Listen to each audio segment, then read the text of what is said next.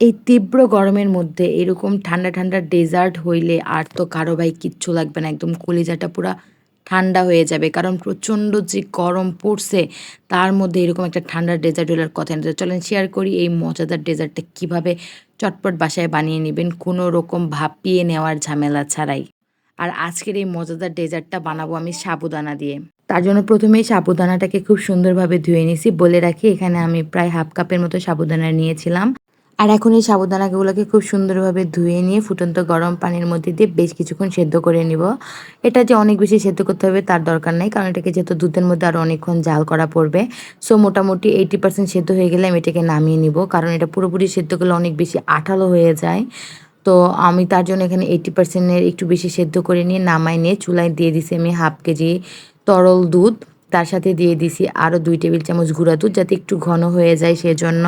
এরপরে দুধে যখন হালকা একটু বলক আসা শুরু হয়েছে, ঠিক সে পর্যায়ে যে আগে থেকে যেই সাবুদানাগুলো সেদ্ধ করে রাখছিলাম সেগুলো এখানে দিয়ে দিলাম। দিয়ে এটা নাড়াচাড়া করতে থেকে এটা বাকিটা দুধটাও একটু ঘন হোক আর সাবুদানাটা আরও ভালোভাবে এখানে আরও সেদ্ধ হয়ে নিক। আর চলেন এদিকে আমি এখন ক্যারামেলটা বানিয়ে নিই। তার জন্য আমি এখানে হাফ কাপের একটু কম, মানে 1/4 চা চামচ চিনি দিছিলাম। দিয়ে অল্প একটু পানি দিয়ে এটাকে এখন ক্যারামেল করে নেব। এটা কিন্তু ক্যারামেল করে নিতে হবে মাস্ট, তাহলে দেখতে অনেক বেশি সুন্দর লাগবে।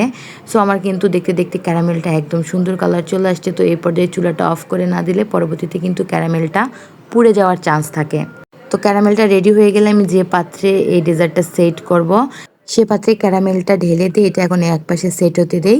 আর আরেক পাশে যে চুলায় যে বসায় রাখছিলাম সাবুদানা, তো সাবুদানাটা কিন্তু খুব সুন্দর হয়ে সেদ্ধ হয়ে গেছে, দুধটাও মোটামুটি ঘন হয়ে আসছে। এ পর্যায়ে এখানে অ্যাড করব কনডেন্স মিল্ক। তো আপনারা যে যতটা চিনি খাবেন সেই অনুযায়ী দিবেন, চিনি দিলেও হবে, বাট কনডেন্স মিল্ক দিলে টেস্টটা অনেক বেশি সুন্দর আসে। তার জন্য এখানে কনডেন্স মিল্ক দেওয়ার ট্রাই করবেন।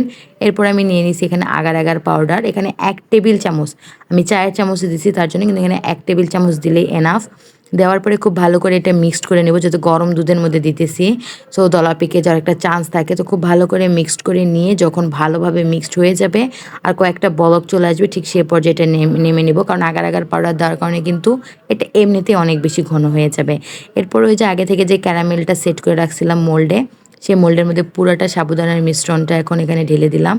এখন এ পর্যায়ে বলে রাখি, আপনারা চাইলে কিন্তু কিশমিশ, কাঠবাদাম, কাজু বাদাম বা যে কোনো ফ্রুটস দিয়ে রাখতে পারেন, বাট আমি দিই না। আমি এভাবেই ফ্রিজে প্রায় 2 ঘন্টার মতো নর্মালে রেখে সেট করে নিয়েছিলাম। আর এটা নর্মালে রাখলেই খুব সুন্দর হয়ে সেট হয়ে যায়। তো আমার যে 2 ঘন্টা পরে বের করে আপনাদের সামনে এখন আমি এটাকে মোল্ড আউট করবো। আর এটা এত সুন্দর হয়েছে দেখতে, খেতেও কিন্তু এটা অসম্ভব মজার।